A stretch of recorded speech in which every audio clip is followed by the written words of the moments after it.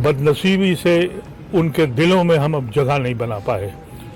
आज भी वो सबसे पहले मदरसों को, खानकाहों को, मसाजिद को टारगेट करते हैं। ये एहसास कमतरी की निशानी है। उनको हमारी जामा मस्जिद की मीनारों से वहशत होती है। एहसास कमतरी में दुनिया का ये दस्तूर है। आप अगर स्पेन जाएं या आप सेंट्रल एशिया में जाएं, जहां कजाकिस्तान और उज़्बेकिस्तान और ये जो इलाके हैं, मैं इन सब जगह गया हूँ। 70 साल तक रशियन हुकूमत में उन मस्जिदों में मुसलमानों को जाना बंद कर दिया था, लेकिन वो मस्जिदें वैसे ही कायम रखी। स्पेन में मुसलमान ख़त्म हो गए, वो मसाजिदें, वो कब्रिस्तान, वो खानकाहें वैसी ही कायम रहीं। उन्होंने कहा ये हमारी धरोहर है, हमारी तारीख का हिस्सा है और बेहतरीन हिस्सा है।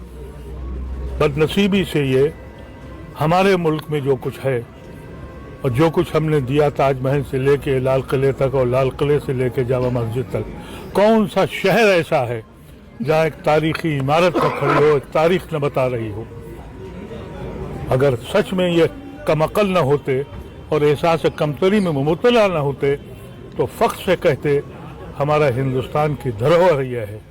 वो हिंदुस्तान जिसने पूरी दुनिया में उस वक्त सबसे बड़ी इकानमी था, एक जरिया था, इतनी खुशहाली थी कि पूरी दुनिया के लोग आके वहाँ हिंदुस्तान में बसे हैं।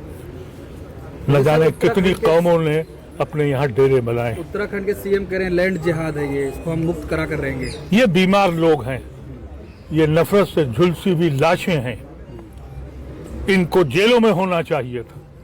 इस मुल्क की बदनसीबी यह है कि ऐसे लोग जिनको जेलों में होना चाहिए था वो हाकिम वक्त बन गए।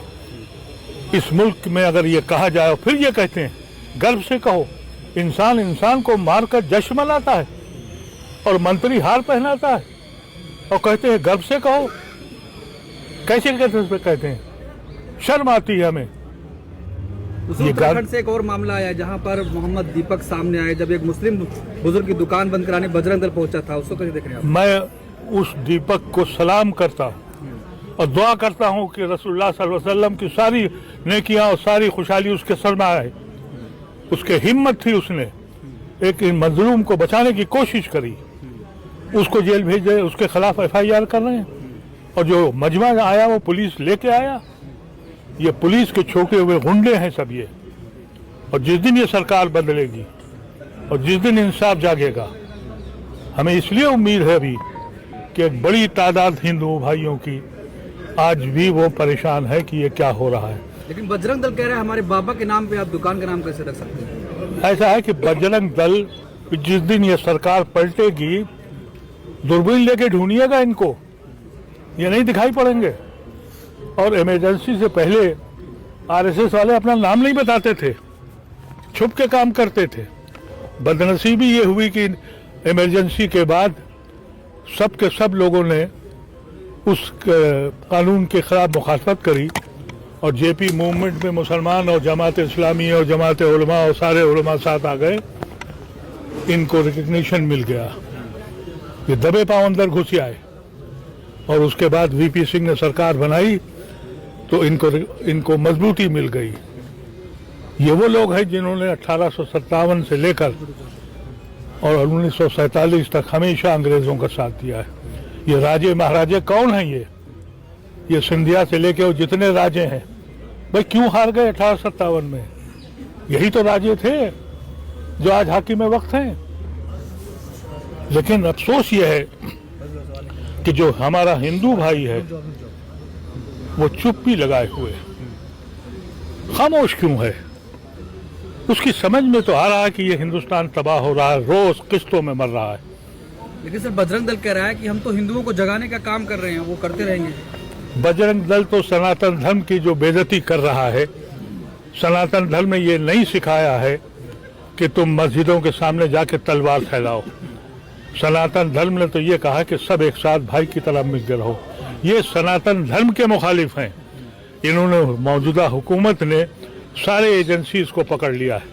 अब बचे शंकराचार्य, उनको भी अपना बनाना चाहते हैं। यानी अगर इलेक्शन कमीशन है वो सरकार का हो, अगर कोर्ट में जज बने तो सरकार का बने, अगर किसी लॉ एंड ऑर्डर का एजेंसीज हो, सरकार बनाए। अभी तक शंकराचार्य हाथ में नहीं आए थे, क्योंकि शंकराचार्य जो है वो सनातन धर्म के गुरु हैं, सनातन धर्म को रिप्रेजेंट करते हैं। ये जो हिंदूवादी संगठन खड़े हुए हैं, ये सनातन धर्म को बदनाम कर रहे हैं, उन पे दाग लगा रहे हैं। तो मैं हिंदू भाइयों से कहना चाहता हूं, तुम्हारा मजहब जा रहा है, तुम सिर्फ इस बात पे खुश हो कि हमने मियाँ को ठीक कर दिया। अरे हमको कहाँ लेके जाओगे तुम? हमने तो अपना खून बांटा था, तब हिंदुस्तान के साथ आए थे, सांझी विरासत को अपनाया था।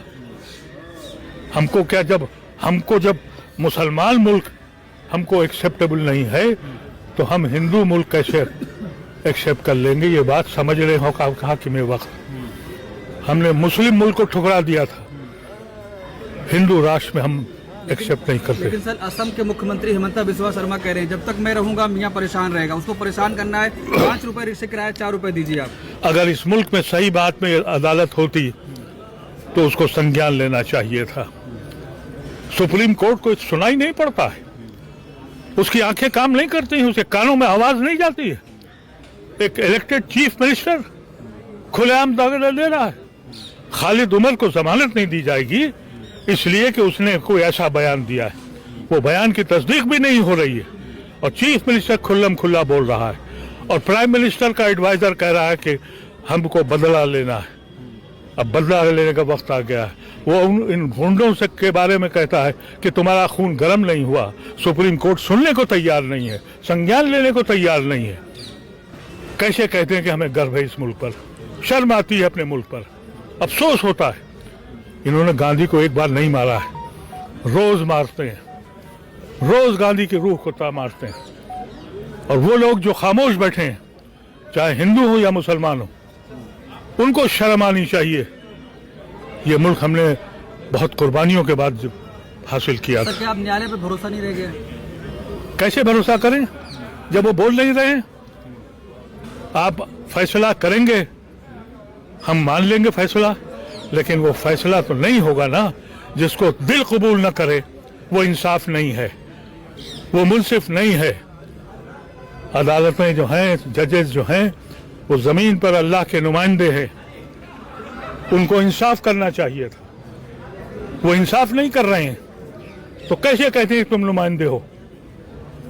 जमीन पर उनको तुम इसलिए भेजे गए थे कि तुम मुंसिफ बन जाओ, हक को हक कहना सीखो, जालिम को जालिम कहो।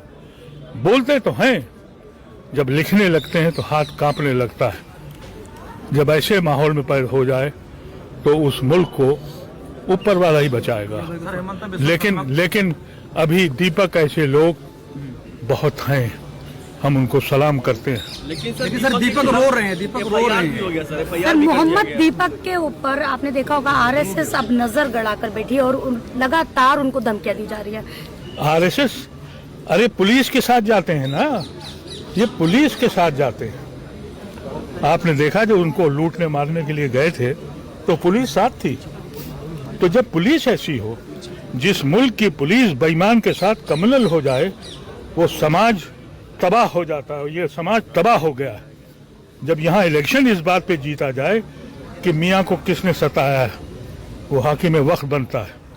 मजदूर तबाह हो जाए, किसान मर जाए, फैक्ट्रियां बंद हो जाए, लोगों का रोजगार खत्म हो जाए, लेकिन मियाँ को तो ठीक करना है। ये किससे में चल पड़े हैं हम लोग? और ये सेकुलर पार्टियां क्यों खामोश हैं? सेकुलर पार्टियों के साथ मसला ये आ गया है, उन्हें इलेक्शन लड़ना है, वो अपनी पार्टी के लिए लड़ते हैं। मुल्क के लिए जिस दिन खड़े होंगे उस दिन ये लोग दिखाई नहीं पड़ेंगे। सर मोहम्मद दीपक रो रहे हैं, कह रहे हिम्मत अब हौसला टूट रहा है जिस तरीके से दबाव बनाया जा रहा है। नहीं, उनसे कहिए कि वो न टूटें, हक हमेशा कामयाब होता है।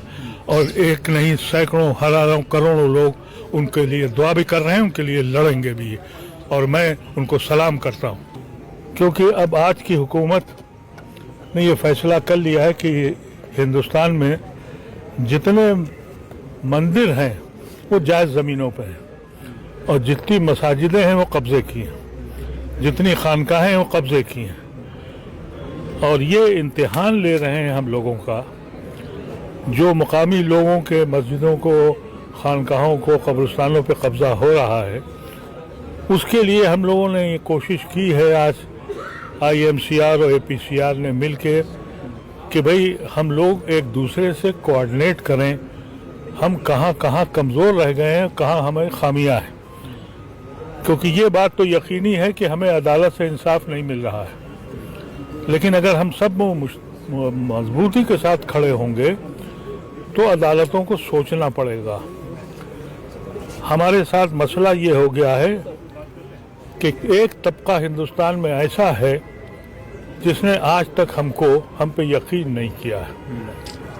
आज़ादी की कुर्बानी में जितनी कुर्बानी उलमाए कराम ने दी और मसाजिदों ने सपोर्ट किया 1857 से लेकर आज तक,